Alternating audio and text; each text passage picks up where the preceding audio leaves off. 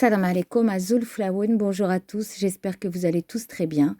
Alors aujourd'hui, je reviens avec une recette de brioche façon gâteau chinois.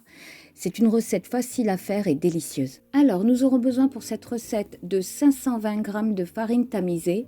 Donc moi, je l'ai déjà tamisée avant de la mettre dans le bol. De 4 cuillères à soupe de lait en poudre, de 2 œufs entiers, 80 g de sucre en poudre, 10 g de levure sèche boulangère, 150 ml d'eau tiède, nous aurons besoin d'une petite cuillère à café de sel, 90 g de beurre mou, donc pensez à retirer votre beurre du réfrigérateur, de 2 sachets de sucre vanillé. Nous aurons besoin donc d'une crème pâtissière. Là, c'est la crème pâtissière micro-ondes que j'ai déjà mis sur ma chaîne. Je vous mettrai le lien en barre d'infos si vous le voulez.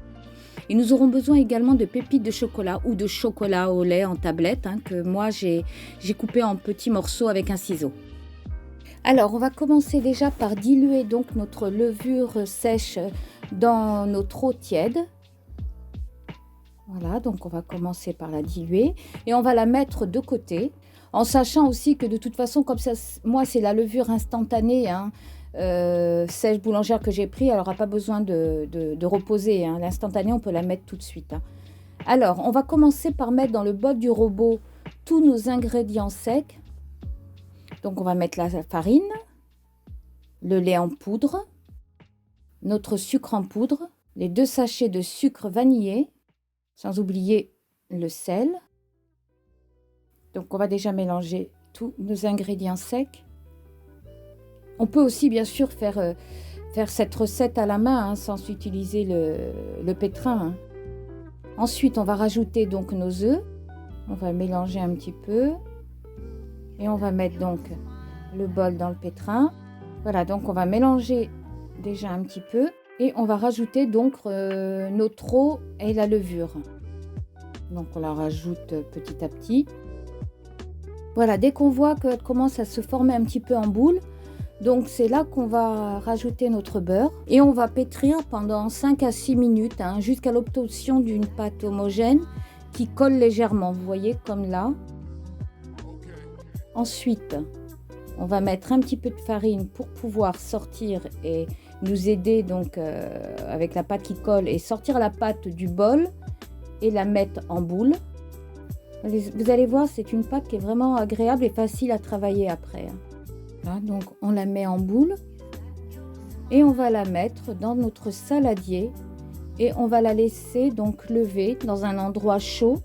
Alors là, il fait froid actuellement, donc essayez de mettre dans un endroit chaud. Vous pouvez la mettre dans votre four avec une casserole d'eau bouillante à l'intérieur. Ça va vraiment aider au lever de pâte. C'est ce que je fais moi. Et donc on va la laisser entre 1 heure et 2 heures.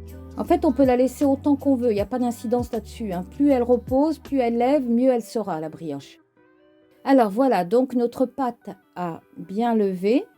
Donc moi, je l'ai laissée 1h30. Vous voyez, elle a triplé de volume. Alors là, pareil, on va s'aider de farine pour pouvoir enlever la pâte déjà et pour pouvoir la dégazer un petit peu. On va la dégazer légèrement. Alors, on va mettre donc de la farine sur notre boule et on va juste faire un petit rectangle pour pouvoir tout simplement l'étaler. On va l'étaler en grand rectangle. Alors, une fois qu'on a notre rectangle, donc on prend la crème pâtissière. Et on va donc badigeonner notre rectangle de pâte de crème pâtissière. En laissant les bords, voilà, on va laisser les bords, on ne va pas en mettre au bout là-bas parce que comme on va faire un boudin, donc pour éviter que la crème sorte de tous les côtés, quoi, en fait. Alors là, c'est pareil, c'est au goût, maintenant, tout dépend de si vous êtes des gros gourmands comme nous ici, en chocolat, vous en mettez pas mal. Sinon, vous mettez selon vos désirs à vous. Et vous pouvez aussi également ne pas mettre des pépites de chocolat, mais mettre tout simplement des raisins secs aussi, c'est très bon. Alors là, j'ai pris un moule à tarte de 30 cm. Et donc, il faudra le beurrer. Là, moi, j'utilise un spray dégraissant pour la pâtisserie. C'est très pratique d'ailleurs. Et puis donc là, on va juste l'enrouler. Si vous voyez que ça colle encore un petit peu en dessous, parce que bon, il n'y a pas vraiment beaucoup de farine, vous pouvez rajouter légèrement de la farine en dessous, vous savez, en dessous de la pâte pour pouvoir vous aider à tourner. Mais c'est vraiment une pâte qui est facile à travailler, hein. Voilà, là j'ai formé donc le boudin. Vous voyez, je mets un peu de farine pour pouvoir bouger le boudin, pouvoir le manipuler plus facilement. Et ensuite, donc, on va couper des tronçons, donc de la taille que vous voulez. Là encore, hein, c'est selon vos goûts à vous. Donc là, je vais juste couper d'abord l'extrémité là du boudin parce qu'il est un petit peu, on va dire, à la one again.